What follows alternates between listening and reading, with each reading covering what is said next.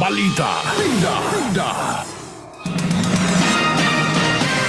Formal nang sinimula ng lalawigan ng Cotabato ang masinsinang paghahanda para sa paglahok nito sa Sinulog Festival 2026 Street Dancing Competition sa Cebu. Sa pulong, tinalakay ang kabuuang plano ng delegasyon, kabilang na ang kanilang schedule ng ensayo, hatian ng gawain, paghahanda ng logistics, transportasyon at tirahan ng mga kalahok. Mga aspetong itinuturing na kritikal sa paayos at ligtas na pagsabak ng lalawigan sa Sinulog Festival. Binigyan din ng pamunuan ng delegasyon na hindi lamang tropeyo ang hangad ng Cotabato, kundi isang disiplinado at ligtas na partisipasyon ng lahat ng kasali.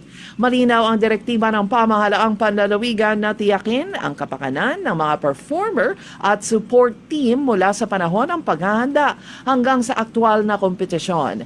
Ang grupong Mabungahon lang ang siyang magre-representa sa naturang kompetisyon na silang hinirang na nagwagi sa Kalibungan Festival 2025 Street Dancing Competition noong nakaraang taon kung saan nag-uwi sila ng ₱1 milyong.